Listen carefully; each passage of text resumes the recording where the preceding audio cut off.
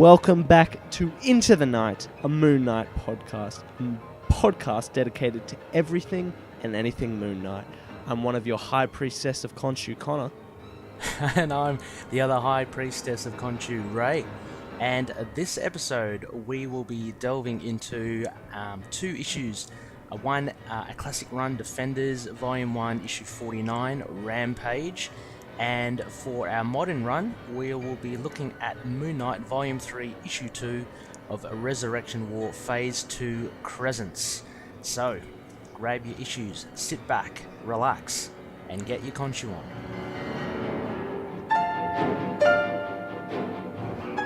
Yes, welcome back, and I feel I may have mumbled over the word priest and said priestess. I'm not sure. I'll listen to the back sometime. Regardless, we're here, we're in the now. If I don't know what my priestess name would be, but you know what? We're living in the world. It's 2017. They could call me Connor Shu, just because of how good of a Connor priestess I am. That's cool. But yes, we actually have a cracking week. Our last sort of big episode for the year. We've got two continuing issues from last week. Quite a bit of interesting news that will spark a bit of discussion about Moon Knight in comics and on screen, as always. So, but before we crack into that, Ray, how have you been doing? Hey, how are you, Connor Shu? I am going pretty well indeed. It is the silly season. I've been eating a lot of chocolates, and I've been getting larger and larger. But yeah, it's the last episode of the year, so looking forward to it. What a cracking maiden year we've had, Connor, for Into the Night. It's been grand. So yeah, looking to going off with a bang. How about you? How's the week been? I agree entirely. We're just getting up to Christmas. Oh well. By the time this comes out, I think we'll be post-Christmas, but regardless, for us right now, it's all going on. All just sort of, being nice to just chill out and read as many comics as I can. Oh, yes. We got Marvel Unlimited, just binging all the way through.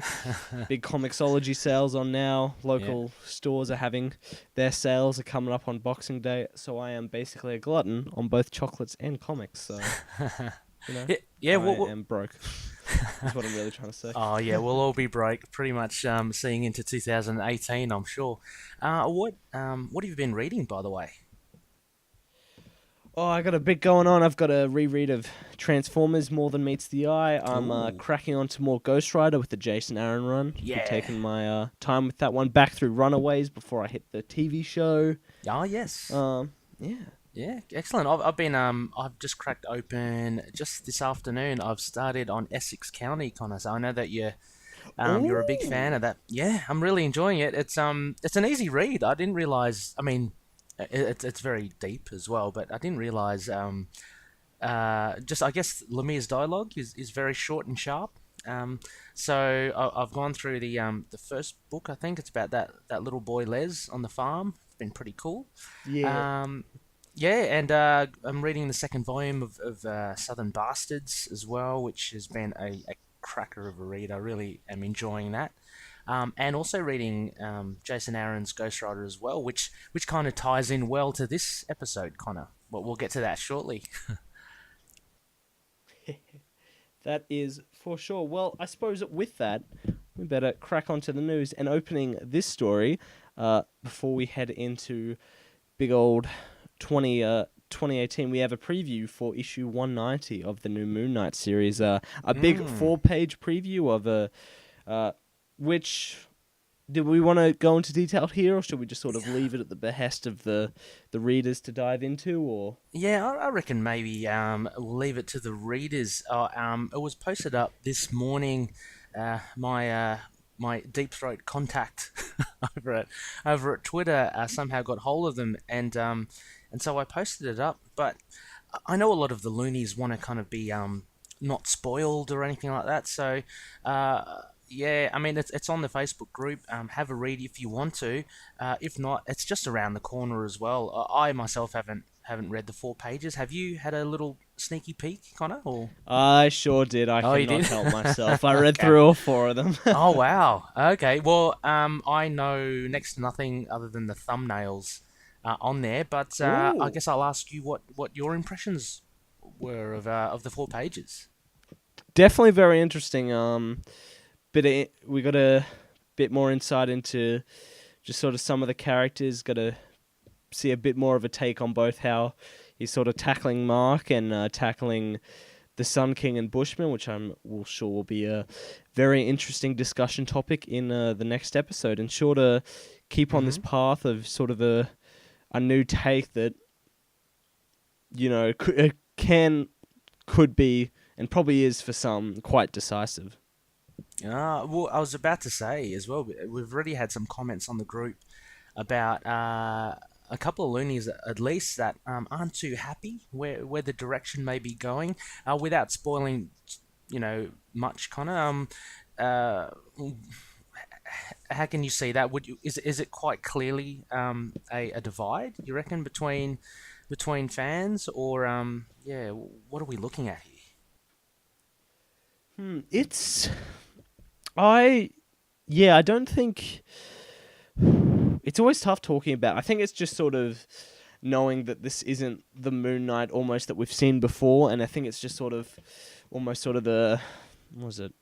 Oh, there's a term for it, but sort of this opening period of adjustment to this new run, and whether you know, people really like or dislike the new tone. Admittedly, something good I've been seeing, you know, it's been pretty decisive, but a lot of people, even who haven't quite liked it, have stuck with it because this really is sort of a grace period. That's sort of a grace period of whether this whole new and obviously completely interesting, at the very least, take on Moon Knight is surely something that shakes up the old status quo and keeps us on our feet. Yeah, well, I mean, there are 2 ways you can look at it. I guess one of the ways you can look is that, you know, it's still, as you say, the grace period. It's still very early days. We're looking at like part 3 still, so you know, for want of better, it could be right in the middle of it, or you know, we're still kind of, I still think we're kind of early days. But on the other hand as well, I guess Bemis, his storytelling is quite, I think it's quite detailed and quite involved. So I guess you could argue that you do get a sense, or you would get a sense already, of where he's taking it and what kind of story he wants to tell. This is me talking without, you know, again, having read these 4 pages, because it's certainly kind of rustled a few feathers in the loony camp. So it's you know, any news is good news, I guess. Any discussions are good discussions. So it'll be interesting to see what the loonies think of part 3 at least. But art-wise, Connor, was it still everything it was living up to be? Oh, for sure. And there's I will say there's a very new environment that Burroughs takes us that is and of course coloring wise as well, with the colorist name, who I am forgetting. Matt Lopez. Matt Lopez, of course, that Lopez takes us on as well. That is at the very least like a delight to the eyes for anyone reading. Fantastic. But yeah, most assuredly an interesting issue coming, which are we getting next week coming, or the first week of? No, I think it will drop, I think, around the 27th or something of December. So it is coming next week. But yeah, we will cover it the first episode into the new year, I think. So a little break over there, but should be available next week. Hell yeah! Well, we will have that one up after the sort of New Year's break in 2018, so that one might be a bit delayed, but regardless, I still cannot wait to read and talk about it. And it seems like an issue that will probably need a few rereads to tackle on this podcast in any sort of length. Yeah, no, definitely. It's I mean, if the first 2 issues are any indication, we'll have a lot to talk about for issue 190. Second bit of news, which I thought be good to include in, because we have covered his whole arc with Moon Knight. Jeff Lemire has been nominated as one of the best writers, and I think it is from All Comic. I'm not 100% sure, Connor, do they have their own awards? I really couldn't find what awards it was for, but it was posted up by Valiant on Twitter, just congratulating Jeff that he's been nominated as one of the best writers, and it had a hashtag with all comic as well. So I'm assuming they're the ones that are dishing out the awards. I will most certainly give it a quick look as we're talking. Mm-hmm. But yeah, I mean, very much deserved. He's had a great year, you know. He has. We finished off the year with his Moon Knight, but we got his Roughneck, a new graphic novel by him. His Black Hammer continues to be one of the best sort of, outside of the big two superhero stories, that plays with everything we sort of love about superhero stories. I don't even see how much he's done this year. He's done so much. Oh yeah, it's definitely in the spotlight for a lot of comic readers at the moment. Even one of our favourite podcasts, Serious Issues, for their end of year awards, I think, which they do via voting from the members. Jeff Lemire features heavily again, and I can't remember if it did include. I don't think it included his Moon Knight run, but it definitely included his Black Hammer and I think Roughneck as well. Yeah. Yeah. Oh, yeah. Also, more Bloodshot this year, Royal City. Oh, yes. Bloodshot. Royal City. Royal City is a brilliant read for any avid comic readers out there. Pick that up for sure. It's a very sobering tale, I think, and kind of very down to earth about a family. So Jeff Lemire nominated, and as an MK alumni, we wish him the best, and I hope he comes away with the prize. Couldn't agree more. And speaking of, well, actually I don't have a segue here. I had one, I lost it. So I guess you could say the lack of a segue was really damning for my podcasting career, because we got solicitations this week. No, I'm running on fumes here, guys. When it comes to my segues, they've slowly progressed, degressed ever since this podcast has started. They're below the graph now. We're not even looking anymore. But yeah, it was last. Oh God, I can't even keep track of the weeks. This week, this Tuesday or Monday, big solicitations dropped, and it is big news for not only Moon Knight, but basically anyone who loves both the street level and supernatural side of things. We've got a solicitation for Moon Knight 193. We got the solicitation for his appearance in Daredevil, and a lot more news on Damnation, the big Doctor Strange-led event written by Donny Cates and Nick Spencer. Mm-hmm. Yeah, this looks really, really good. It's a very interesting inclusion. I know we may have touched upon this before, Connor, as well, but I know he's in and around Las Vegas, where this is kind of set. But including the Scarlet Spider on this crossover event is a really, it's a very interesting one. He kind of, I think he's a little I find him a little out of place compared to your likes of Johnny Blaze and Blade and Iron Fist and Doctor Strange. But do you know much about the Scarlet Spider, Connor? Or I loved the Scarlet Spider growing up. He was a clone of, this one's Ben Reilly. Mm-hmm. He was basically a clone of Spider-Man in the really shitty 90s clone saga, which I obviously had no idea of quality when I was reading it as a kid, who basically took over as Spider-Man for a bit after that event as well until he died. Nice. And basically he's come back after another event last year called the Clone Conspiracy. Mm-hmm. And he's actually running around Las Vegas where the Damnation event is happening. Right. So I feel that's a bit of an inclusion. And an interview we'll get to in a sec, I think. Yeah. Kate's even said I think he grew up a Scarlet Spider fan, so I think he's even taking opportunity of the chance to use him. And it is like a weird inclusion, and I know that series hasn't even really been talked about much at all, so I'm hoping maybe this event even helps it. But I'm surprised. I'm surprised it actually, like, it's been listed here up to issue 17. Of the news lately this week regarding comics of some of the cancellations of Marvel, I'm kind of surprised that he's still up and around. dare I say. Yeah, I know, right? Yeah. I Yeah. suppose they're really holding out for this event to breathe them new life or something, I suppose. Yeah, I mean, because there are so many Spider titles at the moment.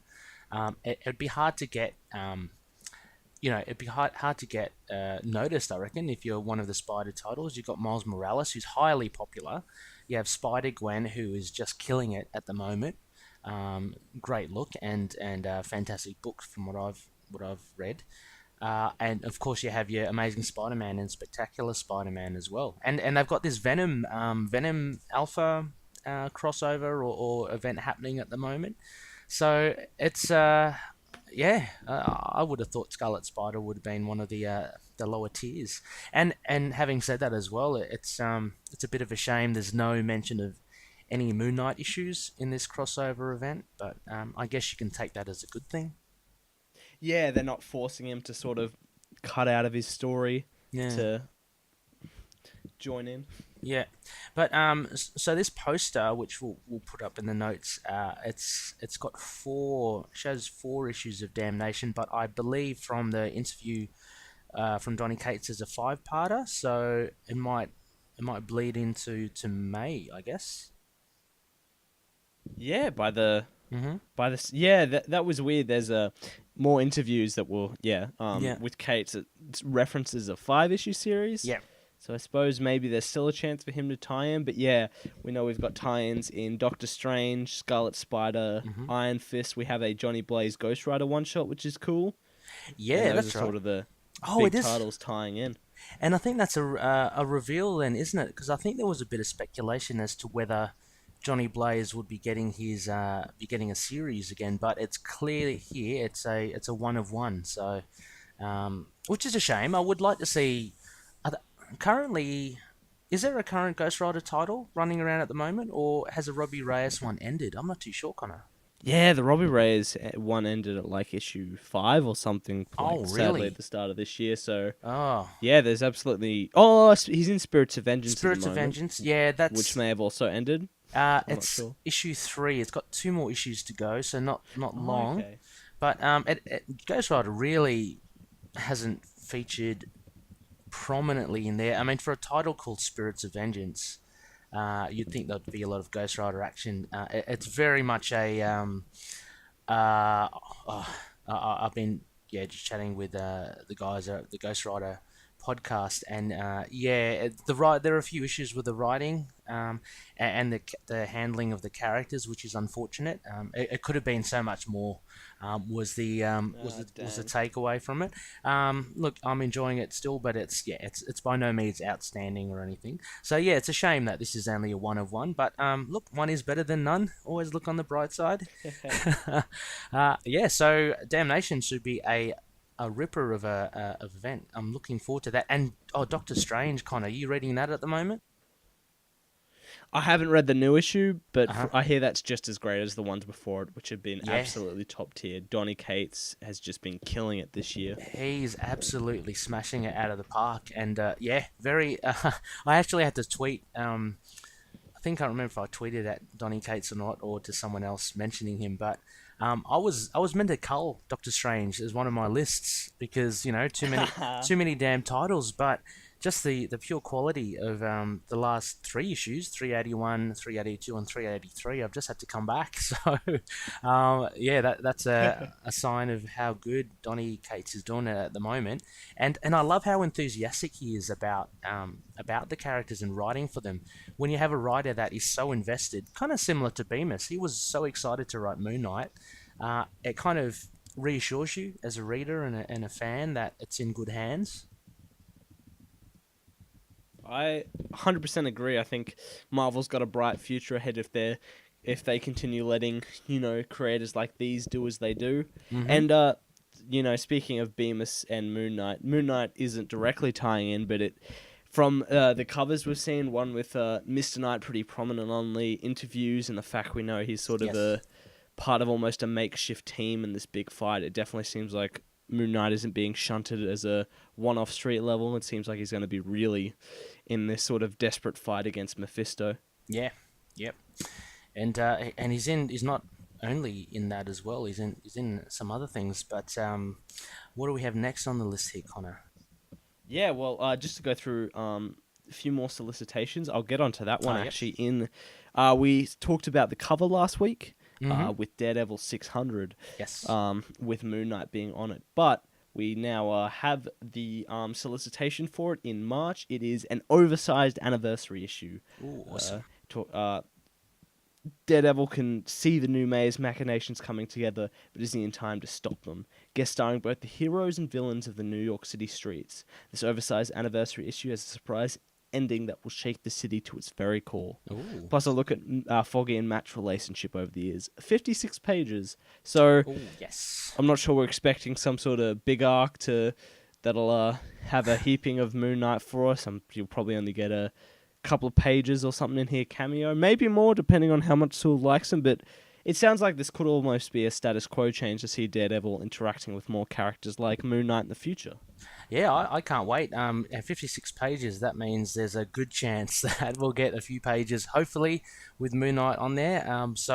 Yeah, look, I can't wait for this. This morning I read, I think, the latest Daredevil book that came out last week, which is Mayor Fisk. I think it's all the lead up to this big 600 issue, and it's going really well. No guest stars in that one. I can't remember what number it was. I think 597 or something.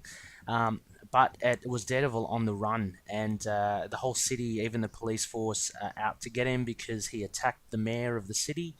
So they're kind of bound to see him as public enemy number one.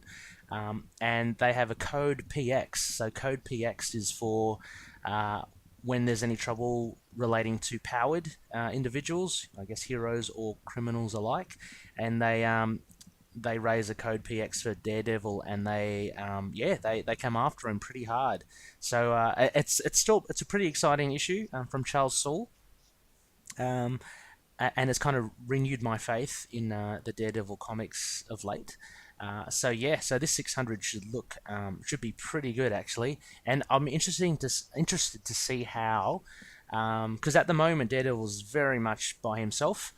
I'm interested to see how he'll rope in the other heroes of New York to help him. I mean, I know he's part of the Defenders, which I think was released this week as well, last week as well, which I haven't read yet. But but very exciting stuff.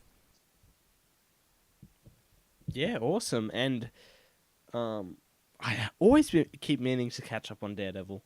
Maybe issue 601 will have a jumping on point for me or something. Yeah. Whoops. Just have to go back. I hear it has gotten pretty great. Seems you're enjoying it. Yeah, it kind of petered out a little a few issues before, and just before the Mayor Fisk arc, they had this small little, I think it was a two-parter, 2 or 3-parter about Daredevil fighting this crazy beast of the hand and trying to save Blindspot, his Robin, so to speak. But that was pretty good actually. It had some really cool art. I can't remember the artist's name off the top of my head, but it kind of reminded me of Lee Weeks a little. Oh, okay. Yeah, but early Lee Weeks, because I know he's still going around now, and I haven't seen much of Lee Weeks' work. So Lee Weeks used to do a lot of Daredevil as well. So it reminded me of old Lee Weeks in the 90s. But yeah, that was pretty good. But before that, I found it pretty mediocre, I'd have to say. So it's good to see Daredevil back and bigger than ever. And with the 600 issue, an oversized issue, celebrations abound, and looking forward to that. For sure. And I suppose the real reason we'd always be checking our solicitations, we have Moon Knight issue 193, writer Max Bemis, Jason Burrows art and cover, Crazy Runs in the Family Part 6, 2 avatars enter the jungle, only one will leave. The Sun King's ritual of ascendance is prepared, but Moon Knight won't go gentle. With, as you pointed out, a very sort of Predator-esque cover of Moon Knight standing on his cape atop a tree, looking down at the Sun King leading a pack of almost guerrilla mercenaries. Yeah, although unlike Predator, he is in no way invisible. I mean, he's bright white, and as many loonies have pointed out, he's standing or crouching on top of his cape. So practicality-wise, I don't think he'd stand up straight. He'll have to kind of rustle this thing. And yeah, if you're looking at camouflage, look, he's in the middle of the jungle, so he kind of sticks out like the proverbial. But it's a cool cover. Again, Jason Burrows, man, he was made to draw Daredevil comics, I think. And yeah, Sun King in the foreground. This is interesting, Connor, because we know from the previous covers we saw Moon Knight battling. Well, kind of tied up in the ocean, right, with some sharks. It appears like he's been, I don't know, transported or taken to some sort of island. I don't know. I'm speculating maybe there's some sort of Sun King temple or totem there, maybe, that the Sun King is kind of drawn towards. Any thoughts as to why Moon Knight is in the jungle? Yeah, I don't know. Obviously, Bushman and the Sun King put him there for a reason. No idea why. And actually, that's pretty good speculation. I don't really have much to add, but it certainly is a whole different scope for Moon Knight. Definitely, yeah, maybe trying to take him out of his element, put him in the weakest spot he can be. Yeah. You know, this isn't his sprawling urban streets. It's very interesting because I think a couple of years ago as well, and going back to Daredevil, I remember I think it was in the Mark Waid run. He put Daredevil in the middle of a jungle as well, and it's so kind of jarring because you're so used to these street level, literally urban heroes, as you say, swinging around and on rooftops. But to have them in the jungle is so weird. And with Daredevil, it was very strange because with his heightened powers, he was finding it very difficult to latch onto stuff because I guess the surface area of the jungle's different, the noises are different. So he was really disoriented. It would be interesting to see how Moon Knight handles it. I mean, not to say that he's got heightened senses, but he does have a soldier's background as well. So guerrilla warfare is not unknown to him. But again, having said that, he does stick out. So I don't know how he'll go. He'll go guerrilla on these guys. But it's exciting to see actually, and. Yeah, I'm wondering. Look, I just threw that out there with the Sun King thing. It's weird, right? Because the Sun King's meant to be of an Egyptian mythology, right? So, I don't know why there would be some sort of temple on an island somewhere. But I guess we'll just have to wait and see. We've got like 3 or 4 episodes to find out. Yeah, honestly, it's so far in the future and such a big jump. Almost, it seems like such massive speculating. But I guess we have so much to see with how it turns out. But it really just seems such a stark contrast from the issues that comes before it. It is, and it's gonna. I don't know. It seems. Sorry. I was just going to finish off that it seems like a jungle is a poor place to put a man who shoots fire from his hands. Yeah, true. Yeah, he could raise the whole things to the ground. I mean, that's not very good and it's not very sustainable. Although, mind you, we do a lot of backburning here. Maybe he can have a job in Australia somewhere. Do a bit of backburning, Mr. Sun King, patient 86. Yeah, I've kind of forgot what I was. It's okay. That's cool. Yeah. So, I was about to say, we're only now we're about to get that issue 190 with the Sun King, the cover with the Sun King and Moon Knight with his truncheons battling on the rooftop. How long ago was that we saw that preview cover? So that was like yonks ago, and we're only just coming up to it now. So this is pretty much the same. This will be kind of the same thing. We'll be talking about this months from now, going, oh yeah, we're finally here. yeah. These previews, they give you so much in advance, don't they? Yeah. I mean, almost it feels like maybe not reading them out. If you maybe don't want us to read them out, of course, message in and we can change the way we approach these. But I don't know, it just seems so even hard to fathom right now. which, like you said, will become so natural when Yeah. after we hit this point. Well, it's pretty cool as well. Like, in these solicitations, anyway, I think they are kind of like the Netflix. You know how the Netflix shows have synopses as well. They, masterfully written, so they actually say a lot but don't tell anything. I think these bullet points are along the same lines. I mean, it says two avatars enter the jungle, only one will leave. That's a very thrilling statement. And Very final statement. very final. Well, true. Oh, okay, yeah. So part six. This might very well be the end, as well. And the Sun King's ritual of ascendance is prepared. I mean, look, it's very vague, but it does give a little taste. So that's pretty cool as well. So we mentioned earlier that Donny Cates had an interview with, let me just see, CBR, I think, Comic Book Resources, and they spoke to him about Damnation, the events, and look, there was a little mention here of Moon Knight, just basically how Donny Cates was excited to write characters such as Blade and Moon Knight and Iron Fist. But he goes on here, Connor, to say basically that Damnation is going to be kind of like the Annihilation crossover event in Marvel. By that, he means, I guess, it will lay the foundation for the magical corner of the universe, much like Annihilation did for the cosmic. So that's a pretty big call, I think, and there must be massive ramifications for this. I had the exact same thought. I love that cosmic era. I love what the Annihilation event it did. I'm following that, and I really hope that that's sort of what we will see. I think that interview, didn't really tell us all that much.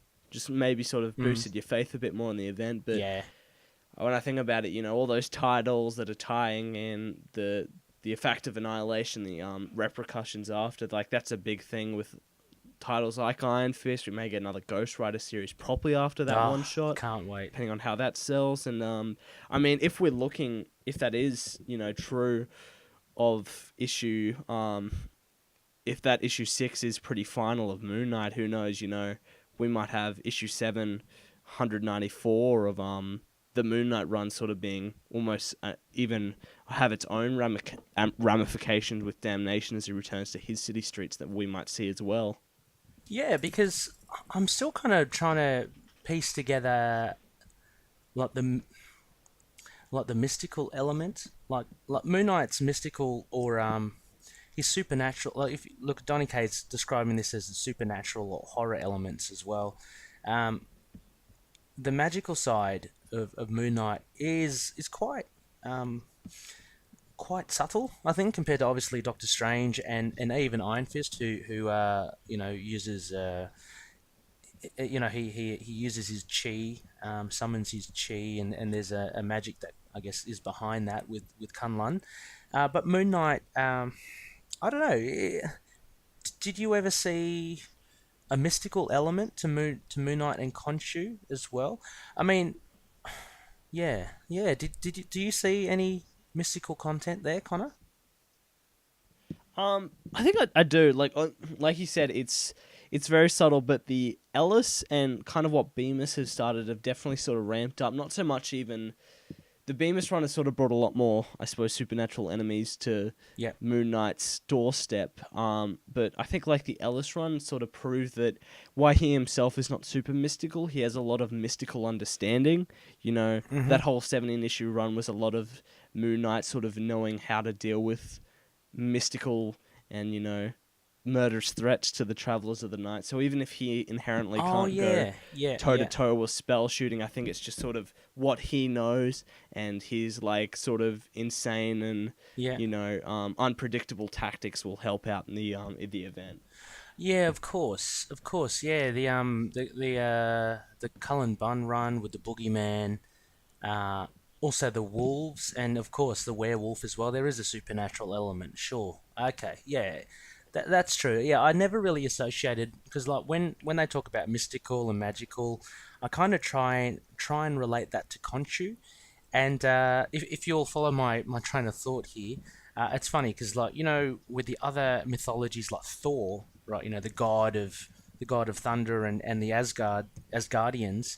Although they are seen godlike, if you look behind the curtain, they're really based cosmically, like so they're alien, so to speak.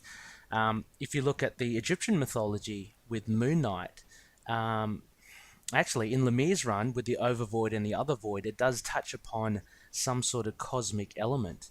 But actually, having said that, it was so vague. I guess you could interpret that as being dimensional or different sorts of planes. So maybe even there in Lemire's run, there is a mystical element as well as it's kind of mystical cosmic. That's how I kind of see it. But in the Marvel universe, with all things gods and religions, they try to I guess explain it in other ways. So I guess with Khonshu and with the Sun King, there might be a very well a mystical and magical backing behind that. Yeah, I definitely think so, and I can definitely see the train of thought, and I think that's been a lot of people, and I think Moon Knight's sort of longevity, well, not longevity, just sort of involvement in that run will be how Kate actually uses Moon Knight to the advantage, not sort of just being a side-off character to help in the fight to round out the cast. One thing about Moon Knight I think is really cool is that although he has the influence of Khonshu, although he's still literally just a man who fights his own kind of inner demons in his head, and as we've touched upon time and time again before, with the supernatural or the mystical elements at least, he as an individual doesn't care, and he just dives right in and takes them on despite what may happen to him or despite how overpowered he may be. So I mean that's always pretty cool about Moon Knight. So he's kind of mixing it, rubbing shoulders with Doctor Strange here. This guy was once one of the most powerful beings in the Marvel universe. And actually, what do we got here as well? Was it Mephisto, or was it Dormammu? That was kind of touched upon. I think actually in the in that solicitation you can see Mephisto in the background of Damnation. Yeah, Mephisto's the big bad of the event. Yeah, so Mooney's up against it's no Conquerlord. There's a bigger fish here. So anyway, I just want to say that's one of the cool things I love about Mooney. He'll take him on. He doesn't care. And finally, Connor, I guess the last bit of news before we dive into the reviews for this episode, what do we have? Yeah, so in what came as a tweet from Marvel YouTube sort of head and one of the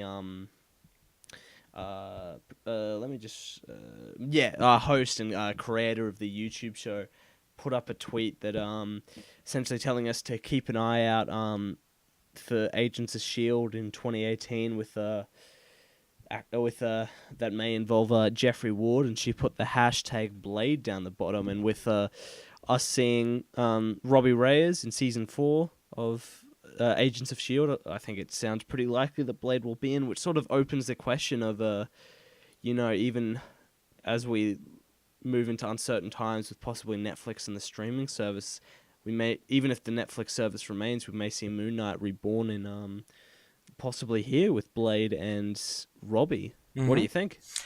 I'm actually liking this idea. I mean, previously, as we always talked about, Netflix being the real fit for Moon Knight with his kind of gritty and violent tendencies, just having seen how they handle Robbie Reyes and Ghost Rider on S.H.I.E.L.D., and now teased with apparently Blade possibly showing up, I think it'll be pretty exciting to see. I'll be all for the ABC to have Moon Knight in their stable, and as long as he's kind of mixing it with Blade and Ghost Rider, you've got your Marvel Knights right there. That's exactly what I was thinking, and Blade isn't exactly the most PG-friendly character when it comes to his stories of blood, guts, and vampires. So there was a lot of talk long ago of a Blade comic series coming out with his daughter that never eventuated. Do you remember that, Connor? No, No? actually.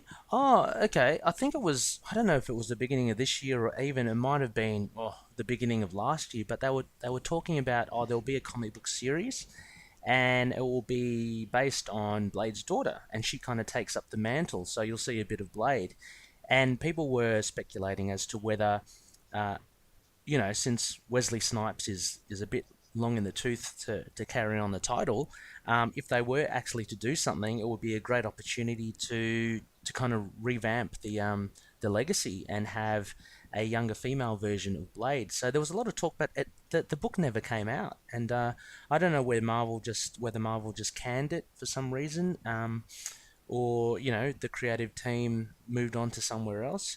But that was the last I actually heard of Blade, and then only now recently, you do actually see Blade popping up every now and again, a lot more frequently.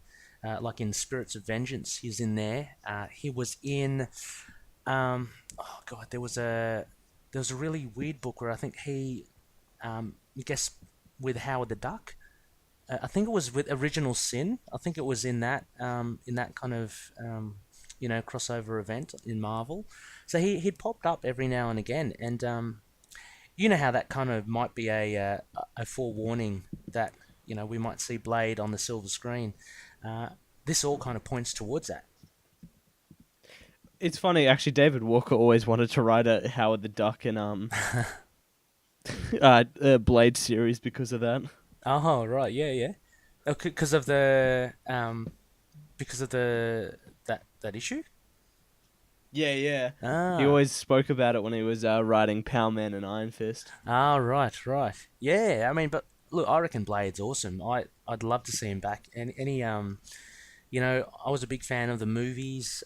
When the first Blade came out, that was just groundbreaking, and it's still kind of considered the first, I guess, Marvel film like to bring comic books into the cinemas. That really kind of started a success of translating comic books onto the big screen, and I loved it. And the Daywalker, the whole idea that he's kind of a half breed and he can walk during the daylight. He's got all the powers of the vampires. It's just really cool.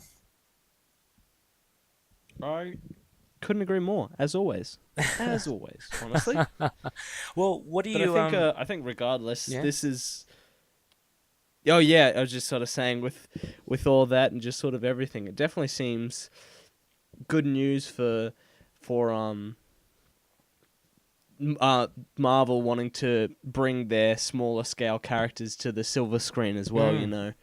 People worry about the X-Men and Fantastic Four coming back, meaning we won't see our smaller tier characters. But Blade hasn't even really been in a comic before this year. No. For a number of years, really. Yeah. Like, he's been sorely missed by a lot of people, but the fact that they're bringing him, possibly, or at least if this rumor is about them, it's most certainly in talks to bring him to probably one of their biggest non-Netflix shows. Then obviously, there's still a lot of love for Marvel and these characters and wanting to bring them to the silver screen. Yeah. Well, what are your thoughts on Blade? Potentially being part of the ABC stable as opposed to Netflix. And Moon Knight. I mean, potentially, we're all speculating here, but would you be happy with that, or would you? Obviously, I think I would prefer it on there. Just sort of more stories they can tell. Plus, obviously, they'd get them more own dedicated shows. But Yeah.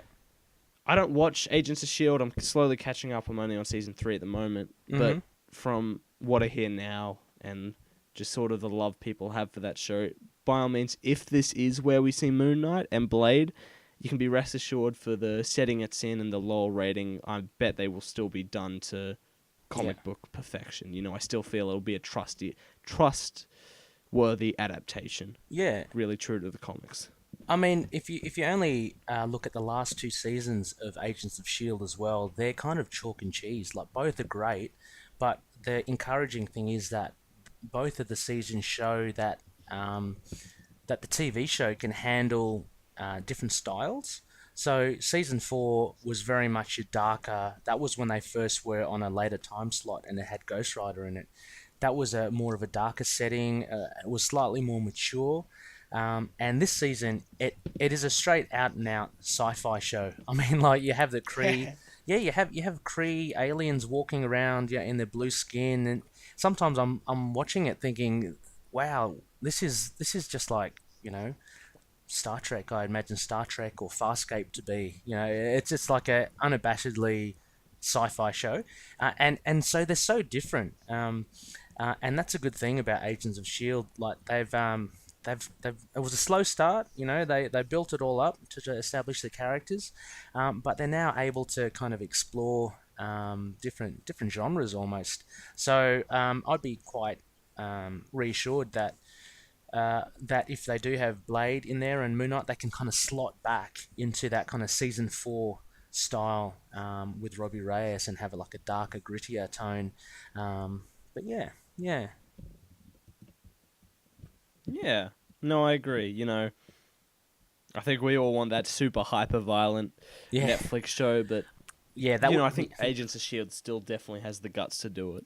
Yeah, true. Do it right. True. I mean, look, I might be just lying to myself. Like, my heart of hearts probably would be Netflix would be my first absolute choice. But oh, totally. Yeah, but like, you know, if the news did come that, you know, possibly that he's on that, you know, ABC.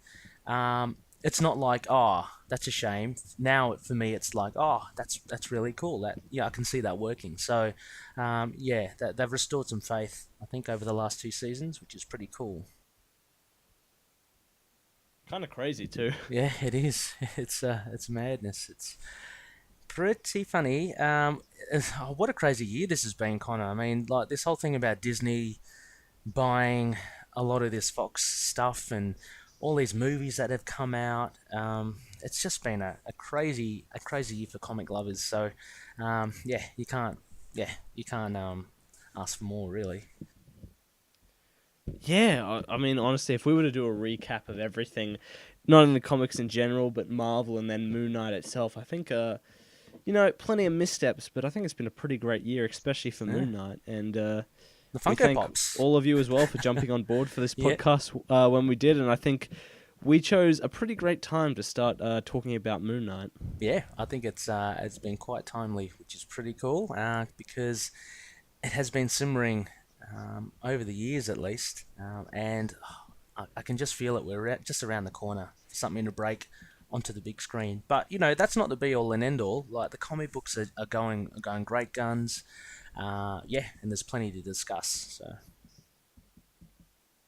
bring it on. But I think that will wrap up the news for here, and I suppose this year, of course. This year, Any other news between now and then will happily be on our Facebook page and group, facebook.com/groups/Into the Night, where we are talking constantly about Moon Knight. Yep. All the news will, of course, be dropped there as soon as people find it online, and don't worry. I hope it's not going anywhere as we hit 2018. I hope this isn't some weird period, and we keep this up. And I hope so. Sounds like following Damnation, we should be in luck. Oh yeah, I don't know. Whatever TV's doing, that's a nice thing. Yeah, exactly. And Damnation, what a way to kick off the next year as well. But before we get into that, Connor, I think it's time for Over the Moon.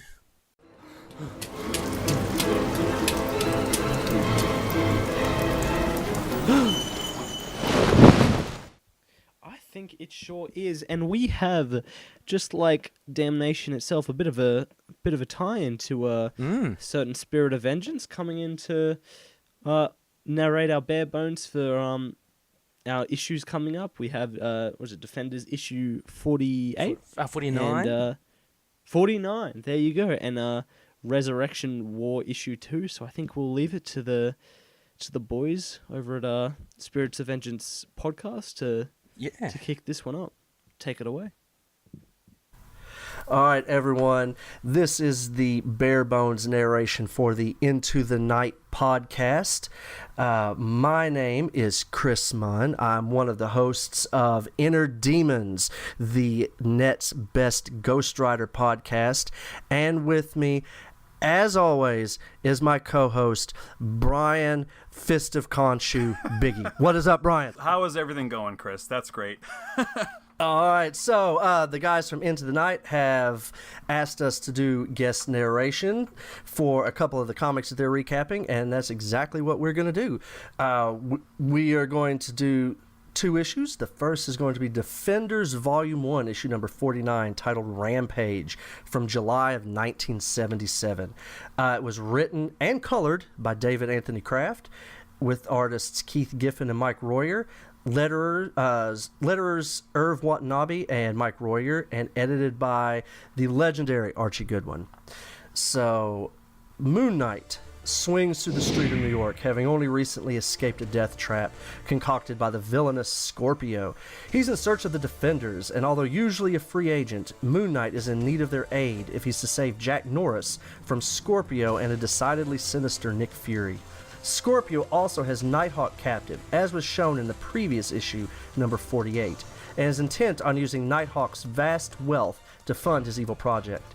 Jack wonders how Scorpio came to formulate his plan of the Zodiac Chamber, and Scorpio is only too happy to indulge them with his origin. It so happens that he isn't the first but the second Scorpio, with the original villain dying at the hands of Nick Fury. Upon his death, the Zodiac Key is discarded and almost forgotten, if not for Fury's brother who covertly retrieved the key for his own use. The power of the Zodiac Key ultimately maddened him, and as he became the second Scorpio, Nick Fury also inevitably defeated him and took the Zodiac Key away. Fury later used it to impersonate Scorpio to infiltrate the crime cartel known as the Zodiac, all whilst his brother, the defeated Scorpio, lay in wait, hoping to take back what was his.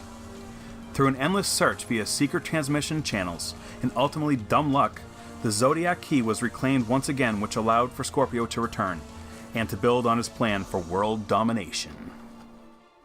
Meanwhile, back at the Defenders' living quarters, Hellcat and Valkyrie receive an astral message from Clea at the Sanctum Sanctorum, telling them that Moon Knight has arrived and wishes to see them. With their coffee already ruined, Hellcat and Valkyrie dash out to find Aragorn, Valkyrie's winged steed, to take them over to see Clea and Moon Knight. Back at Scorpio's lair in New Jersey, Jack Norris is shocked to see Scorpio activate the Zodiac Chamber, and it buzzes to life, thanks to the Zodiac Key and an immense surge of electricity. Slowly, 11 reanimated artificial figures come to life, and Scorpio cackles at witnessing his devious plan seen to fruition. Not far off, Nighthawk tries to reason with Fury and see if he can let him free. Unfortunately, Fury remains conflicted and leaves Nighthawk to his shackles. Back in Greenwich Village, Moon Knight, Valkyrie, and Hellcat plot to get the Hulk alongside them to go and rescue Jack Norris. They find the Jade Giant in the park, having only recently scared off a group of picnickers in order to steal their food. The trio plead with the Hulk to help them rescue Jack, but the Hulk is not interested in the slightest. He's tired of humans and fighting and just wants to be left alone. Valkyrie regrettably annoys the Hulk, hoping to anger him. She gets what she wishes for, and after destroying the picnic table and food, he charges at her. The fight spans across the city as Moon Knight and Hellcat join Valkyrie in taunting the Hulk. And now, foul demon, face the vengeance of the Moon Knight, and the moon will not tolerate your interference. Their plan, though destructive, appears to be working. By angering the Hulk, they aim to lure him towards Scorpio's lair in order for him to fight and defeat Jack Norris's captor. With crescent darts thrown, kicks to the head, and tires hurled, the trio simultaneously manage to rile the Hulk while also keeping him away from the curious crowd of onlookers. They head to the Lincoln Tunnel with the Hulk in tow. But the Hulk proves smarter than they anticipated, and he waits for them at the end of the Lincoln Tunnel, having vaulted across the entire width of the river. Moon Knight calls in Frenchie in the Mooncopter to assist, and under a hail of gunfire, the Hulk looks up from whence the bullets are fired. With his attention now turned towards the flying Frenchman, the trio escape out of the tunnel and jump onto the Mooncopter's rope ladder to be whisked away. The Hulk, not easily defeated, latches onto the tail of the Mooncopter with an almighty leap. Risking one of her 9 lives, Hellcat amazingly manages to dislodge the Hulk with a well-timed kick, and he plummets into the river below. Short of their target, Moon Knight taunts the Hulk from a rooftop, and madder than ever before, the Hulk again leaps out of the river and crashes through the rooftop, narrowly missing Moon Knight. The rooftop belongs to none other than the Scorpio and his lair, and as alarms sound, Scorpio arrives at the scene of the crash, expecting to see Moon Knight, who has escaped his death trap not hours before. To his surprise, it isn't Moon Knight, but an enraged Hulk. Hulk! Smash! The Hulk is seeing red, and not only from Scorpio's costume, mind you, but is ready to fight anyone standing in his way. It is not only Scorpio, however, that comes to greet the Hulk. Behind Scorpio stand the other 11 Zodiac, reanimated from the Zodiac Chamber and ready to rumble. And that is where the issue ends. Yes. So, a great telling there from, thank you so much, guys, Chris and Brian from the Ghost Rider podcast, Vengeance Unbound. Hey, what a fantastic radio play, Connor. I just enamored. I think everyone was laughing along with us just there. I think it was fantastic. Yeah, thanks to the boys for doing that, especially so close to Christmas. They didn't just sort of get it out of the way quickly. They put all their heart and soul into that, and they may be inner demons on the podcast, but they're angels to us. Oh, that is some smooth talking there, Connor. That is fantastic. Wow. Hit me up, boys. No, but yeah, really, really much appreciated. That's so much effort put into that, and it's a great way to kind of relive the issue, Connor. So plenty happening here in this issue of 49, and compared to last week's issue 48, I found this a lot more enjoyable. How about yourself? I thought it was the exact opposite. Oh, really? My score definitely increased for this one. I thought this one was just... I'm not sure what was... I feel it was better written, but at the same time, I think I enjoyed how bad it was good it was last issue, that this one had an improvement and therefore kind of didn't have me as much. Oh, right. Yeah, I just love the old punchy. So any fights with the Hulk is pretty cool, and anyway, let's get into it then. I'll ask you maybe, Connor, if you want to kick off your first aspect. Yeah, well, look, how about we start? Oh yeah, let's kick off with my first, with Moon Knight, actually. He is, once again from last issue, really the one keeping everyone up to speed. He gets the Defenders in to help Jack Norris, or start the plan to get Hellcat. Well, goes to the Sanctorum and gets Hellcat and Valkyrie, who gets Hulk, sort of entirely leads the charge. Once again, this issue would be nothing without Moon Knight. You know, they would just be dead in the water without Moon Knight. What a hero. And Moon Knight here is written really snarkily. You know, if you've ever read some Moon Knight, like his own series, and he's had that bit of snark, imagine that like taken to 11 on the dial, and it almost seems like the author's commenting on what happened through Moon Knight, which was kind of delightful to read. Yeah, I reckon you'd be snarky too if you had to tell these other heroes how to do their thing. But you're absolutely right. Again, there's a big push here for Moon Knight to actually direct this whole caper. I mean, the idea was to rope in the Hulk and use the Hulk because, let's face it, he's acting like a big kind of petulant child, to kind of rope him in and help him out to save Jack Norris and Nighthawk. Moon Knight was instrumental in it. Again, makes me think, Connor, that there was a massive push by the editors to kind of get Moon Knight in the spotlight and try to garner him more fans. What do you reckon? I think so as well. You know, this can't. I think thinking exactly what I was thinking last issue. Just sort of this kind of cool push. You know, bringing him in from his own series, and it's probably the biggest title he's been on. I mean, I have no idea how well these things sold back then, but I imagine Defenders was a pretty decently bigwigs title, or at least bigger than something like Werewolf by Night or Marvel Premiere could provide. And I think the writer, whose name I've forgotten,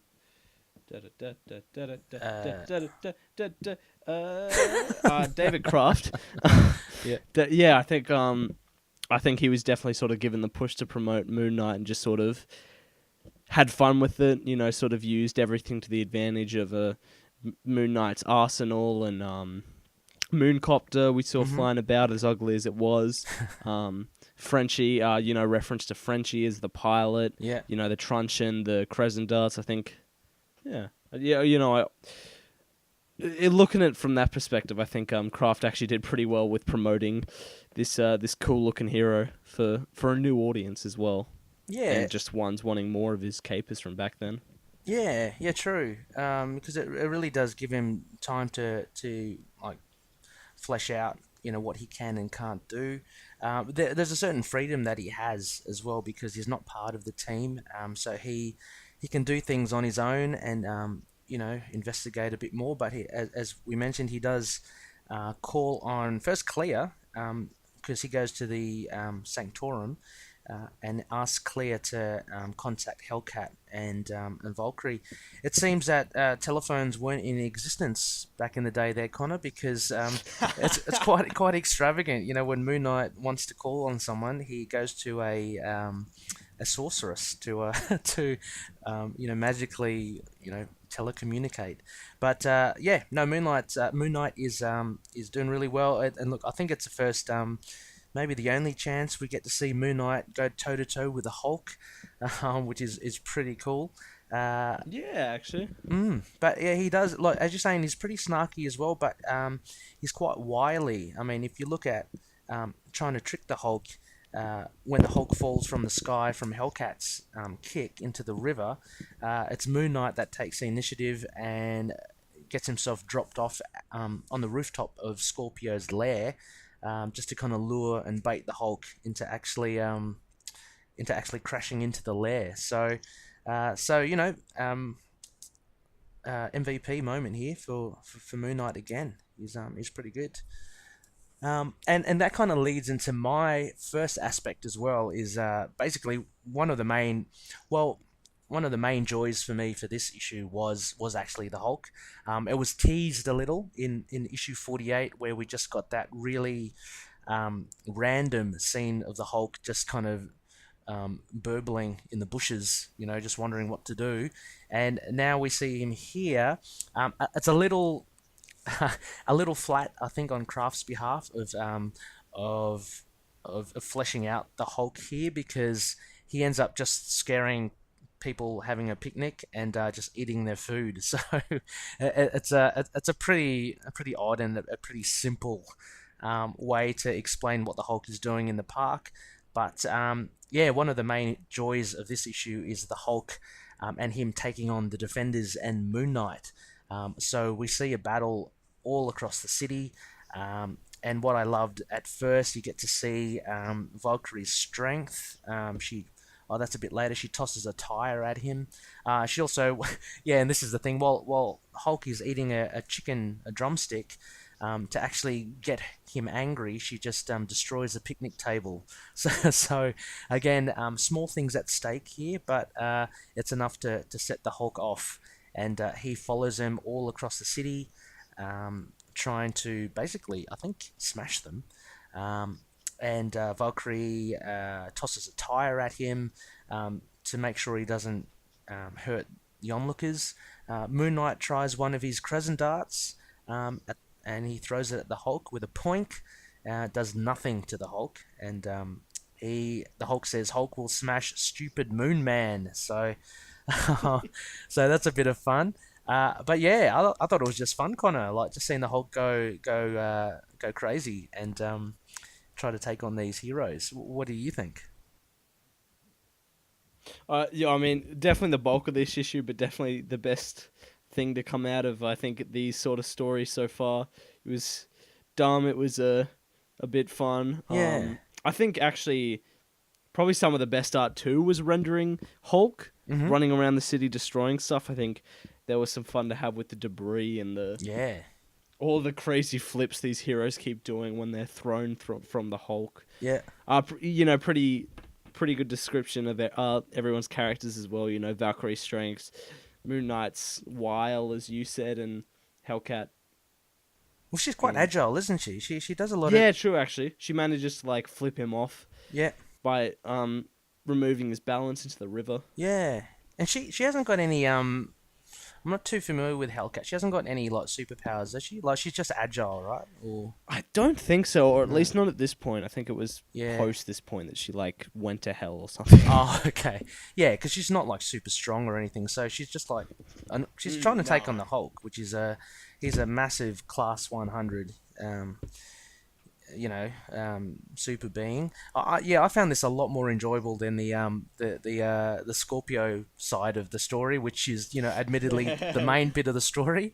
And it's just a lot of dumb fun with the Hulk. And them smashing stuff all throughout the city. Like we talk about, Man of Steel, the movie, and how much damage he does to the city.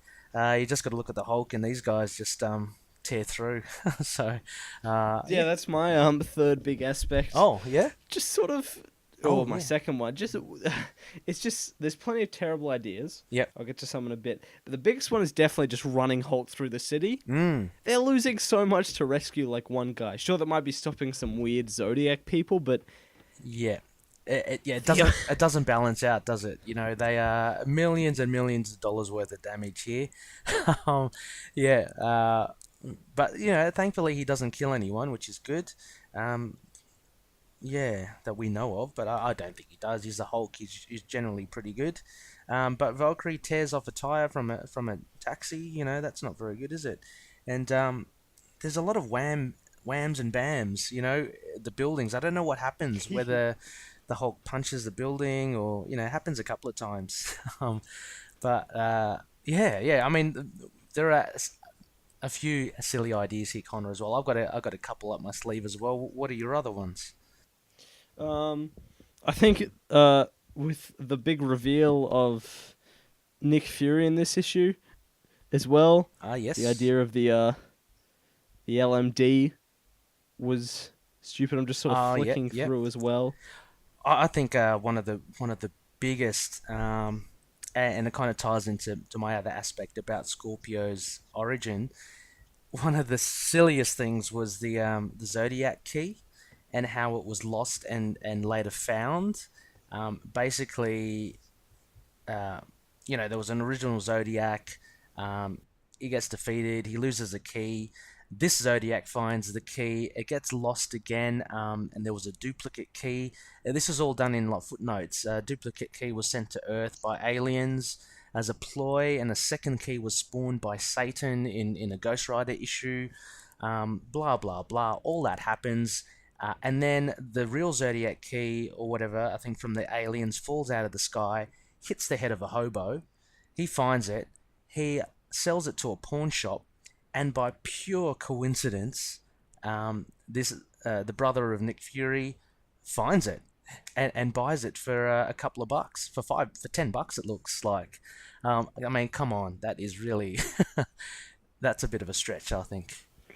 I actually know that was totally it. I was flicking through. I was like, I knew there was something, and it's totally that. Yeah. The amount of just ridiculous footnotes in this. There's just like, see, Agents of S.H.I.E.L.D. 1, Agents of S.H.I.E.L.D. 5, Avengers, Defenders 47, Fan Mag. Yeah. What else we got here?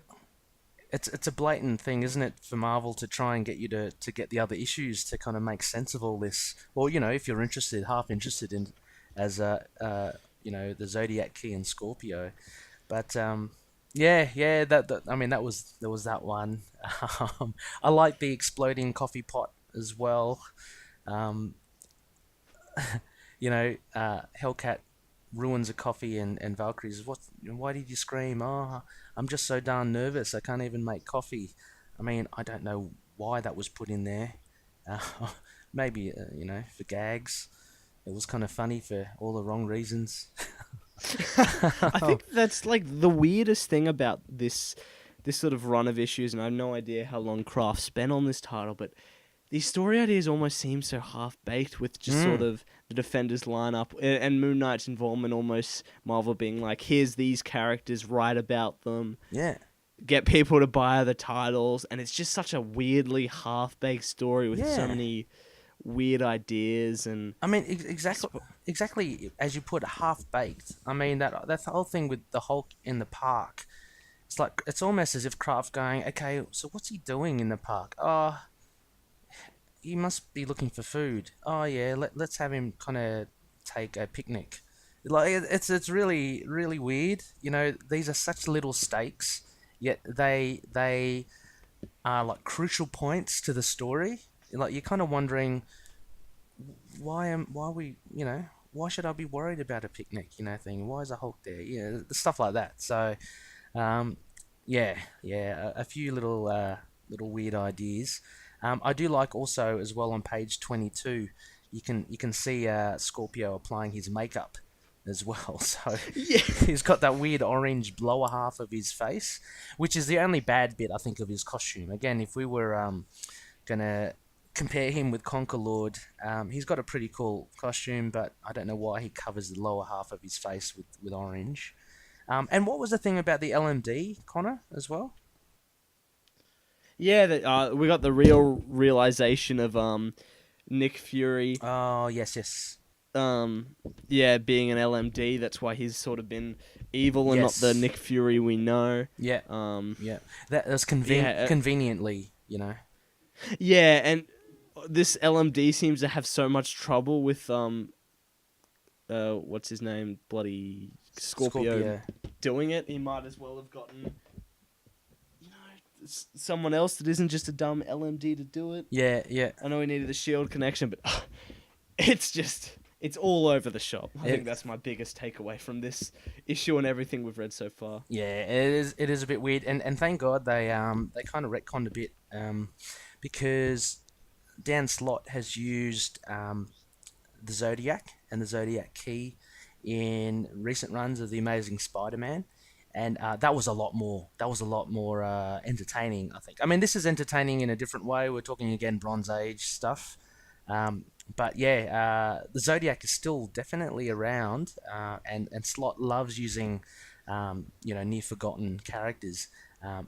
This story is kind of all over shop. The other thing I'm kind of interested in as well, which will be shown on the 50th issue of the Defenders, would be the other Zodiac members. Like on that last page, Connor, we get Scorpio. And we get to see the start of one of the Zodiac members. You know, the very hairy man on the left. But the others are in silhouette. So I'll be keen to see, the other members of the Zodiac and what they can do. Yeah. What was I gonna say? Oh yeah, there's a whole one issue left in this little story too. I hope I do hope the Zodiac sort of get a bit more time to play, even if the whole next issue is just sort of punchy. It has all the Zodiac members to good effect. I feel like they should have been introduced earlier. Yeah, they should have had this weird kerfuffle. I feel like it would have been more entertaining with those guys in it. Definitely, it's that they left them all too late, and it looks like it's they're only going to come out during the climax. But, the fun thing is that we get the Hulk as well. Are you a fan of the Hulk, Connor? I haven't read enough of him. I don't think I've read a single comic that just has the Hulk in the title and no one else. I've never read Planet Hulk, World War Hulk, nothing. Oh, okay. I got to grab some highlights from you, I think, from MU, because, I just have nothing. Oh, yeah, for sure. I mean, I guess different... Look, back in the day when I was a young fella as well, before the Avengers, before we didn't have all that sort of stuff, and the Hulk and Spider-Man, of course Batman and Superman, were big things. You still see it these days. You can get the costumes of Spider-Man and Batman. The Hulk was a big thing, and around my time when I was a young fella, the Hulk TV series was out, with Bill Bixby and Lou Ferrigno. And that was a really successful TV show. I remember as a family we'd watch that every evening, and I was infatuated as a little kid with the Hulk. I really did love him, just how strong and powerful he was. So, anything with the Hulk is fun. I do like the old classic dumb Hulk. I don't mind the newer iterations with the Grey Hulk and the combined Hulk as well. But yeah, it's always a lot of fun to have him in there. But I don't know where I was going with that, but I just just wanted to say that because it's a lot of fun just to see the Hulk do his stuff. I guess I mean a fun romp, another continuation, part 2, and it looks like we're going to come up with part 3, the final part next issue, but with Crescent Dart ratings, Connor. And having reviewed part 1 just last week, what would you be giving this one, issue 49? Oh, that's tough. I think I gave the last issue 2.5, and I think this is definitely a better quality of issue, even if it didn't entertain me as much. I'd probably give it another 2.5 Crescent Darts, just because it was slightly better, but still wasn't enough to make me... Like, I'm still sort of on board with where this issue is going, but it's still just another sort of perfectly average comic I read because... Yeah. No, I mean, it's totally understandable. I gave 2, I think, last issue, and I'll have to bump this up to 2.5 as well. More so, as I mentioned, I enjoyed them actually trying to get the Hulk rather than the actual story, the actual driver for the story itself with Scorpio. So it was fun to see that. Scorpio is rubbish. Yeah, and it's fun to see heroes fighting heroes. So I enjoyed it for that, which was good. So the big difference here, the Hulk has bumped it up to 2.5 as well. So that gives it 2.5 Crescent Darts. It was good to see Mooney. I mean Mooney was prominent here. It was actually. Yeah. But we have another issue now up for review, and it is predominantly Mooney, so that's pretty cool. What do we have again here, Connor? Oh, well, let's just throw it to these guys again. Take it away. Okay, take it away, guys. Next, for our second synopsis, is Moon Knight Volume 3, Issue Number 2, which is Resurrection War Phase 2, Crescents, which was released in February of 1998, written by Moon Knight's creator Doug Minch, with artists Tommy Lee Edwards and Robert Campanella, colorist Melissa Edwards, letterer Ken Lopez, and editor Mark Bernardo. Moon Knight jumps into the Moonjet with Frenchie in order to gain some answers for his mysterious rebirth and cryptic premonitions. Leaving Marlene behind at Grant Mansion, the Moonjet flies into the night and soon arrives at the abandoned church in the South Bronx. Moon Knight's aim is to meet Stained Glass Scarlet there, the real Stained Glass Scarlet, and for her to hopefully have some answers. Astoundingly, Stained Glass Scarlet is in the church, on her knees and deep in prayer. Moon Knight interrupts her, and he soon discovers that her prayers were begging forgiveness for her sins. Scarlet reveals that she had just recently returned from a hunt in which she claimed 2 of the 3 lives of contract killers which she had sought out in her ever-going quest for redemption. Her ruse also involved luring the 3rd killer to the church, where she intended to finish him off. Moon Knight's sudden appearance, however, had complicated the matter. Suddenly, a man bursts in with a gun and shoots at Stained Glass Scarlet. She is hit in the shoulder, and before the killer can take a second shot at the Crimson Angel, Moon Knight leaps into action and beats the killer senseless. Shockingly, an arrow bolt pierces the throat of the man, and Moon Knight turns around to see Scarlet, crossbow in hand, and having finally claimed her intended victim. Moon Knight questions Scarlet about the killers, and has learned that they were under the employ of Carson Knowles, aka the Black Spectre, a man whom Moon Knight believed to be in prison. Stained Glass Scarlet informs him that strings were pulled in order for Carson Knowles to be set free, and she makes an even darker claim that the Knowles also now serves an even higher and darker power. His intent is to take over the city, and it had been Scarlet's intent to stop him. Have recent events leading to Moon Knight meeting Stained Glass Scarlet sheer coincidence, or ESP? Scarlet posits the question to Moon Knight and suggests his role in this game may have been to assist her in her quest to take down Knowles, in the very least to save her life. Moon Knight patches up Scarlet's injured shoulder, then leaves in the Moonjet, pondering her words. After a quick change of clothes, Moon Knight is now Jake Lockley, and he hits the streets to gather information on Knowles and any possible whereabouts. He meets up with Gina and Crawley at Gina's diner, and Crawley notifies Jake of Pier 23, a place where miscreants have recently been known to frequent. Jake thanks Crawley and promises to get him a fresh tea bag before heading out to plan his next move. A short cut to Egypt shows the investigation into Simon Darkover's death, which occurred last issue. Though at first it appears to have been caused by a heart attack, the bruising around his neck says otherwise. The detective and police on the scene note the new statue of Set, the god of death, nearby, but do not let their superstitions get the better of them. They dispel any supernatural reasons for Darkover's death and resume their investigation. Back at Grant Mansion, Stephen Grant and Marlene discuss how Morpheus may be behind Stephen's rebirth in some way. Marlene confirms that it would be impossible, as Morpheus is still in Ravencroft Asylum under lock and key. Exhausted from the recent events, Stephen settles for bed and promises to investigate further once he's gained some rest. A disturbing incident at Ravencroft Asylum shows a warden bringing in a meal to Robert Markham, aka Morpheus. It appears that the warden has routinely brought in Morpheus's meals and has watched him eat and sleep. As the warden picks up the food tray, we see that the cell is indeed empty. Morpheus has somehow escaped, but left the illusion that he's still there. Moon Knight and Black Spectre battle out an ancient and unending war as foretold between Khonshu and Set. The Black Spectre taunts Moon Knight as he shouts, "The moon's feeble light can never overcome my greater darkness." With a greater faith in himself, Black Spectre gets the better of Moon Knight and eventually bludgeons Moon Knight's face as Stephen awakens. It was just a nightmare. It reveals to Stephen that Khonshu had spoken to him and that another god, Khonshu's enemy, must be stopped.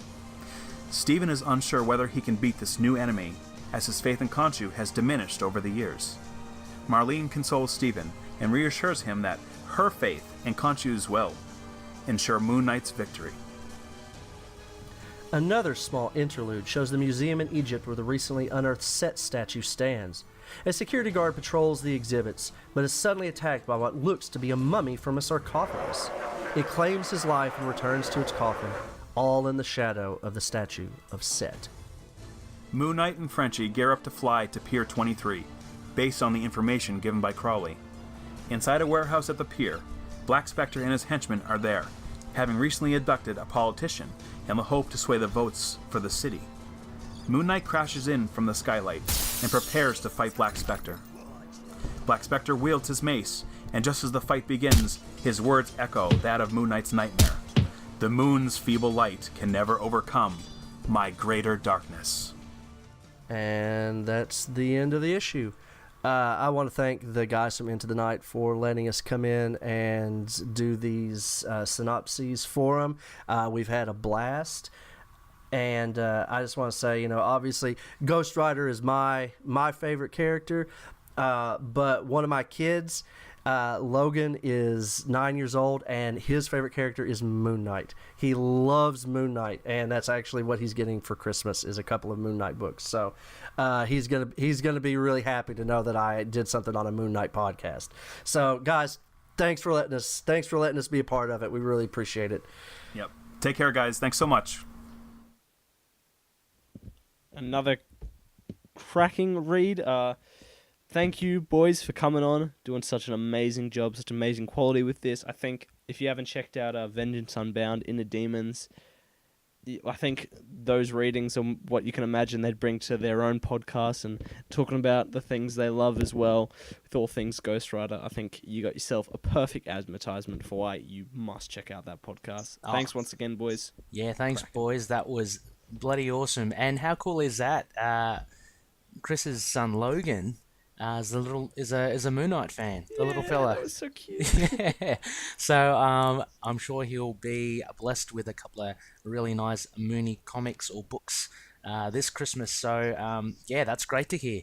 But look, yeah, likewise, hey, as Connor and I have mentioned, we're currently going through Jason Aaron's Ghost Rider as well. A recommendation from Brian, so thank you, and it has been stellar. So yeah. Just a big thanks, and what a great read for this awesome issue, Connor. Yeah, definitely sort of my complaints with the last issue sort of folded away with this one. I think there was a There's a lot of great things to take from this one. Writing definitely improved. The art continues to be amazing with everything we talked about. Definitely. The last issue. Yeah. What do you think, Ray? Oh, I thought it was. I thought it was good. I thought it really. I think really built off the first issue, starting to get.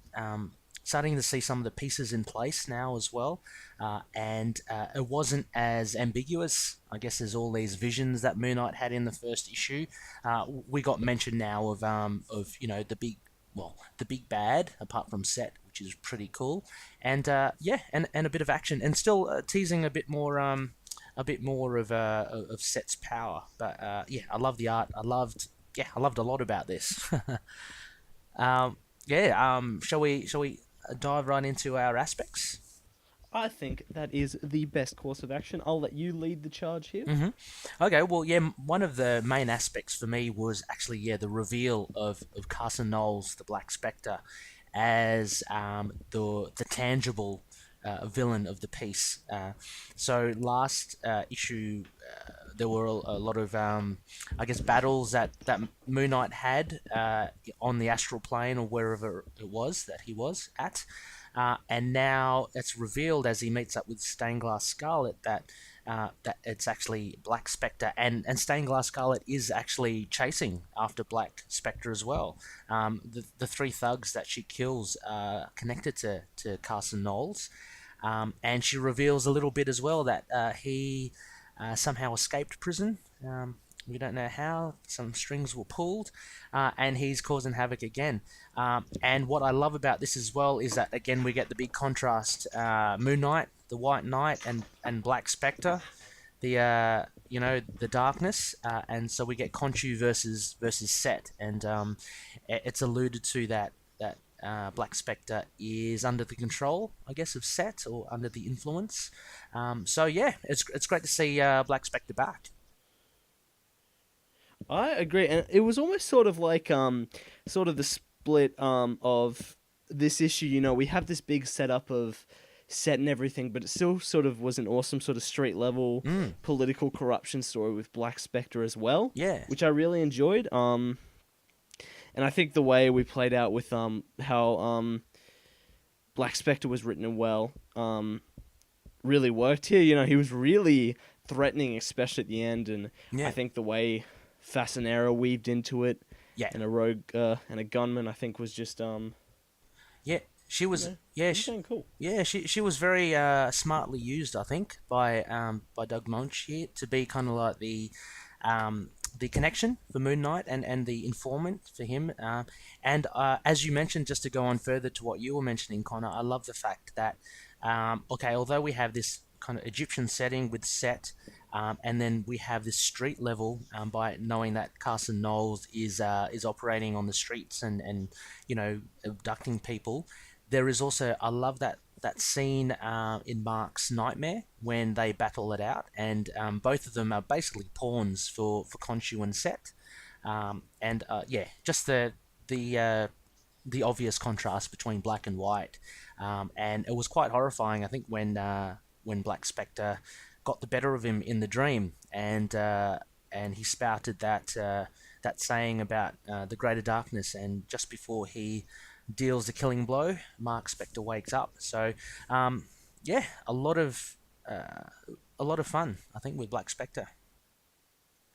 I think so as well. And sorry, that's what I meant to say. I kind of lost my train of thought there for a second. But yeah, I think definitely as well, sort of, we see him as a big key player in that in the sort of the street level side, but that really cool dream sequence setting him up as Set's player was sort of the perfect finish to that. We get to the ending of this issue and we're only just seeing Moon Knight battle it off with Black Spectre, basically just over bloody basically political disputes, but then you think back to the dream and you're just sort of swirling with the fact that he's also going to be almost the inevitable leading the charge of Set's army against Moon Knight and protecting the light. Oh yeah, absolutely, and is almost a behind-the-scenes thing, isn't it? With Set, he's kind of controlling. It seems like he's influencing Black Spectre, and we've seen from the first issue, and this issue as well, how Mark is is speaking to Khonshu. So both men are being controlled, so to speak, by these greater powers, and it's great to see. I do like Black Spectre as a villain, one of Moon Knight's rogue gallery villains. He's pretty cool. So yeah, it's good to see him get some action. How about one of your aspects, Connor? Well, actually, this leads sorry, just plug in my charger so my laptop doesn't die. Oh, I think this fits pretty perfectly into mine when it comes to the battle of light and dark and the main players. That I think this almost has some interesting parallels with what's happening in the Bemis run at the moment with the Sun King. Yes. And Moon Knight with Ra and Khonshu. This is also yet another thing of Khonshu versus another god. Mm-hmm. And the real big play here is that, the pretty awesome thing I got out of this that really interests me for the next things to come is the fact that Mark's kind of having a crisis of faith. Black Spectre overcame him in the dream because Black Spectre has such a sort of belief in the power of evil, and that's what Set sort of lives off and will lead his army of darkness with. And, Moon Knight's just returned from the dead, and he's not sure whether he'll find that power to defeat such an evil, even as he, dives into battle at the end. And I think my interest in seeing where the series go, obviously there's a lot of things, but I think Mark's personal turmoil in the 2 issues is sort of where I hope to see this play out the most. And Munch, as, the Moon Knight writer is... Definitely, I like the way he's played so introspectively with Mark here. Mm-hmm. Last issue with the conversation with Jack Russell about the different meanings of the moon and its light, and this issue with plenty more trippy dream sequences. I think just my sort of most enjoyable takeaway is that sort of introspection. Yeah. Oh, yeah. No, for sure. I do love that aspect as well of basically Mark not being 100% sure of himself, and that being shown with him not having much faith in Khonshu. So you have your hero kind of flawed in a way because they're not confident, and then you have this unstoppable, almost dark force that is 100% behind its convictions, and that just makes it for more of a thrilling confrontation, I guess, because we're backing. So to speak, I wouldn't say the weaker one, but we're backing someone who isn't sure of themselves. It's a good technique by Munch as well, and I like as you mentioned, Connor, it does hark to the current run, doesn't it? With light versus dark, but in Bemis's one, it's more so Khonshu as the I guess I was about to say as the dark. You'd think it is the dark because it is the night, and the Sun King as the light. So kind of a flip here, but in this run, Moonlight is very much the light versus the dark, which you can't get any darker than Set, the god of dark, the god of darkness, and it'll be interesting to see Set. I wonder if Bemis does introduce Set in there in the current run. So if you have the likes of the Sun King, Amun-Ra, and then you have Set, then you have Khonshu, it'd be a pretty cool tussle, 3-way tussle, I think. Yeah. Maybe a bit of Conquerlord in there as well. Oh, Conquerlord, why not? With his alligators and his trapdoor, he's got it all set. But it's very cool. Enjoyed it as well. I'm just looking at this page of just before we get into other aspects. The little subplots of Set's influence apart from Black Spectre. So we always get the cuts to Cairo again, where the statue is, and the mummy, comes out and seems to assault one of the security guards. There's a bit more to be revealed later on. You just get the feeling that we'll see some sort of more supernatural confrontation rather than at the moment the street level with Black Spectre. Look, I'll go onto the my next aspect, which is again another reveal or lack thereof of another villain of Moon Knight. So there's always been a bit of talk, about Morpheus, and we did see him briefly in the issue prior, but it looks like he's escaped Ravencroft Asylum. He's somehow done the Houdini, and he's left this poor warden thinking that he's serving food to Robert Markham in the cell, but he's in fact gone. So it would be interesting to see Connor what his role will be in this as well. Will he fall under Set, or will he have another purpose? Is Set recruiting all Mark's villains? Because he certainly hasn't recruited Stained Glass Scarlet. But it seems that Morpheus has a bigger role to play in this.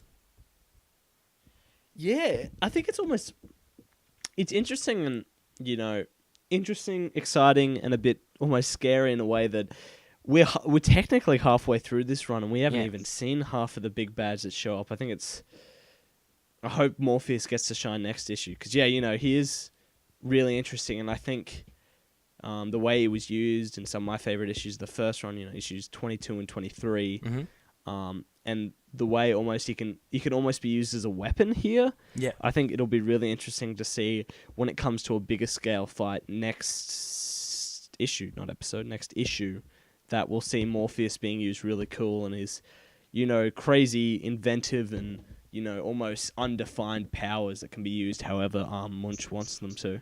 He's quite powerful. I mean, from our spotlight of him, as well as reviewing his earlier appearance, he will give Moon Knight a run for his money. He's not just a big fella dressed in black armor. He's a guy that can cast illusions, and he's a guy that can shoot dark ebon energy from his eyes and stuff. So it will be a tough time for Mooney if Morpheus is somehow broken free and come after him.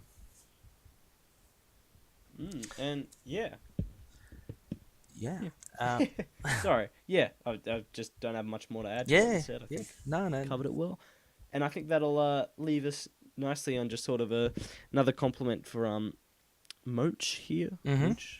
I can't believe we're doing this 22 episodes, still haven't gotten this right.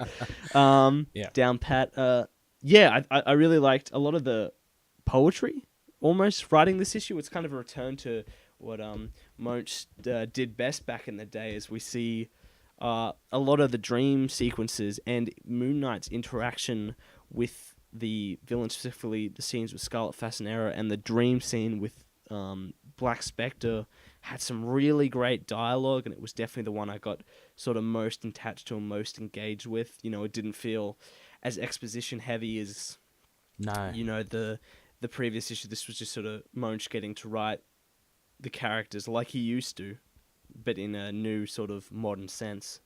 Yeah, it's really, it does have a different tone to it, doesn't it? Looking at the Fascinera scene with Mark and Scarlet, I do love how he does make mention again, or Scarlet makes mention again of this ESP, this some sort of psychic connection that they may have, or it might be just fate between these two. But I love that, the ambiguity between the two, that there is definitely a connection between them, but it's just inexplicable at the moment. And I love how Munch kind of teases that again, as well as the with the deities, with Khonshu and in Mark's Nightmare as well. Yeah, very poetic by Doug Munch. Again, just also alongside the writing, again, just the shout out, and you've mentioned with the colours and the art, I think that's it's just really outstanding. I really do love it. Tommy Lee Edwards, he does some really great faces as well as a lot of the light and the dark shadows. Again, as we mentioned from last issue, and Melissa Edwards' colours, her backgrounds just really pop, and I love her really vibrant yellows and crimsons and greens, and it really does set a particular tone for this series. Yeah, we didn't And I didn't include an aspect for the art on this one, but once again, I think it's just flawless. There's just a perfectly nailed style for this sort of grim post-resurrection world of Moon Knight. I think, you're right. The perfect mix of almost sort of greens and black, and sort of makes it sort of this really atmospheric, dank story of, death and rebirth and evil sort of controlling this world. The emphasis on nighttime, the drawing and inking of Moon Knight with the amazing whites and reds and the detailed faces are just, absolutely encapsulating. Even if the story was terrible, you could entirely just read this because of the art. And once again, I love the way that it does intertwine with the story. That poetic writing sort of matches this ethereal presence of both Moon Knight in the scenes with Scarlet Fasanera, and Khonshu later on as well really sort of gets that awesome sort of white overlooking figure in a background of a lot of the panels that really sticks out. And once again, the colouring of that white contrasts to the greens and darks that Melissa Edwards sets up in around that white just makes it absolutely pop and stand out as a focal point. Yeah, I mean, and we talk a lot about how Bill Sienkiewicz's art complements Doug Moench's writing so well. I just think Melissa Edwards and Tommy Lee Edwards' art here, I think it really suits Moench's work as well, in a different way. And I think they really do help each other carry this story along. So really enjoyable. Any other points to add? So no, I feel like I covered it there. I suppose I'll kick off the Crescent art ratings, unless you've got something else to add. No, I think it's right for the picking. Yes, well, I think this issue was an improvement for me in the story where, once again, I really didn't think it was held down by the exposition style. The first one, it was just Moench getting to explore his characters again, the hero he built up, the villains. We got to see more of Jake Lockley here, a bit more of his world sort of properly returning, of Spectre, Stevens, Lockley, all that. The art and colouring, once again, just no faults. I don't think there was really any clunky dialogue except of a weird scene where Moon Knight sort of quotes everything he does, like Truncheon, Crescent. That was kind of weird. Yeah. But apart from that, I think this was just a really good issue. And I think I'm kind of scared that this is where we've gotten halfway through. It sort of got me scared, excited for hoping to see how this will all be pulled off in just 2 issues. But I think looking at itself as an issue, was a pretty fantastic read, and I give it a 4 out of 5 Crescent darts. Oh wow, cool. Yeah, I mean, I was impressed with this as well. Again, just as we mentioned recently, the writing and the art, it wasn't too overly written, although there is a lot of text there. But the art from Tommy Lee Edwards, from the shadows to the close-ups of the faces, were really impressive. The colours, just go without saying as well, are really good as well. Yeah, good point, Connor, about it is a 4-part. 4 parts are always tricky because they're, these days they are quite short, and you would think by now that we would be a little further on than where we were, but I think that's down to Moench really setting up a lot in the first issue, which that took up a lot. So might be a little behind, and we'll see what the last 2 kind of give. Look, I'm still enjoy this issue. I'll give it 3.5. So kind of on par with the first one. Although I did like this slightly more, but look, I like to play it safe and say 3.5 again, which again is a decent score, I think. It makes me want to see what happens next. Ending with the confrontation with Black Spectre is always going to kind of keep you wanting more. But let's hope the next issue will kind of at least start, I guess, wrapping up stuff a lot. Yeah, it'll really be how fast we move in those next 2 issues, as well as balancing a proper story. Yes. We'll see, but at that at least, I'm super excited to crack into it when we get to it. Yeah, I mean, we haven't seen much of, the subplot of Set, the statue, and we haven't seen much. I mean, we've only been introduced to the mummy now, so there's a lot to cover in the last 2 issues. But yeah, we'll see how we go. It's been a enjoyable one. But yeah, 3.5 and 4. So there you go, loonies. Pretty pretty good recommendation for this second issue of Resurrection War. Well, Connor, Yeah. I think well that wraps it up for this issue. Not issue, this episode. Next phase, which will be next year. Yes. We will be So looking. yeah, the last episode for this year as well. Yeah, so this will wrap up the last episode for this year, and we'll be hitting the next year. It will be it'll probably be it'll be around the week after it's released, on the Wednesday, but we should have a review of Moon Knight Volume 9, issue 190, Crazy Runs in the Family Part 3. And that will be fun to sink our teeth into. That's Sun King and Moon Knight coming face to face, if the cover is anything to go by. We'll have another guest narrator as well there. But yeah, that's for next phase. And also, Connor, I think we spoke about it just before this episode. How about we might even fit in a Funko Pop review? Yes, mine came in. The new one, the Excellent. classic outfit. Yep. Mine is staring at me as we speak, and yeah, can't wait to do another toy a Funko Pop review. So that will be pretty cool for next phase. Yeah, and so before we wrap up, I guess, Connor, just one final spectacle shout out. I guess we'll go to Vengeance Unbound. Just a few details there, Connor. Sorry, do you want to shout these out? Yes, happily. So check out Vengeance Unbound at their own website, vengeanceunbound.blogspot.com.au. You'll find all their podcasts. I know they've sort of a blog post as well. They put write-ups and reviews up there as well. And I think that's like 10 years strong. I think Chris has been, he's been absolute veterans. Yeah, fantastic. So a wealth of information there to check out.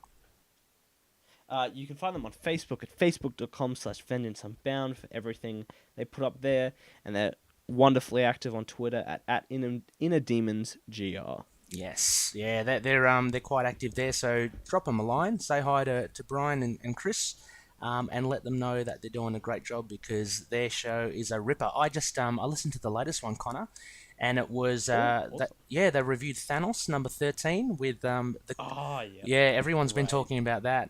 That's Donny Cates as well, isn't it? I think it is, with the Cosmic Ghost Rider, which is so much fun. I've got to read it, actually. I feel like I've read about it more than, and I pretty much know it. And also they reviewed Spirits of Vengeance issues 2 and 3. So get in there, loonies or flame heads if you're partial to Ghost Rider. And I guess finally, where you can find us would be on email at moonknightpodcast@gmail.com. Again, most of our stuff is on our website, which is intothenightpodcast.wordpress.com. There'll be links there to all our social platforms. We're on Facebook. We have our page, facebook.com/ITKMoonKnight, and our Facebook group, which is so much fun to chat and post up stuff. That's on facebook.com/groups/intothennight. Also on Twitter, you can find us on @ITKMoonKnight. We're also on Instagram, Tumblr, YouTube, those other social platforms, as well as all good podcast catches. Also, finally, as well, I just wanted to say we had a really good chat on our chat room, which is the Looney Bin. So if you go to our Facebook group, you can find the link there on the About description, and just jump right in. And we can chat all things Moon Knight. So yeah, thanks once again, loonies, for sticking with us. It's been a great first year. Connor, it has been absolutely awesome to host this podcast with you. It's been very, very fun indeed. We've got some good times ahead. Yeah, thank you everyone for joining us on this year's journey. Hope you have a great 2018, where I hope we'll still be in your listening pile. And thanks to Ray for being the one to kick up everything about this, really. He created the group that spawned this podcast. He was the one that got me into it, you know. When it's come to this build, this has been all Ray laying down the bricks, and yeah. Oh, but look, hey, couldn't have done it without him. Yeah, and we podcast host of the year. But we certainly cannot have done it without you loonies as well. So thank you for all the support. And look, it only works if we're all in there discussing and having fun together. So a big thank you once again. Connor, I guess I'll see you on the other side of 2018. Yes, and as always, until then, and after then, and forever and ever, into the aftervoid. Yes. May Khonshu look after the denizens of the night. Goodbye. Catch you later. Moon Knight and affiliated characters, stories and events are properties of Marvel Characters Incorporated. Materials used and discussed within the podcast are intended for critique and review purposes only under the fair dealing concept of the current Copyright Act. The views, information or opinions expressed during the podcast are solely those of the individuals involved and do not necessarily represent those of the copyright owners.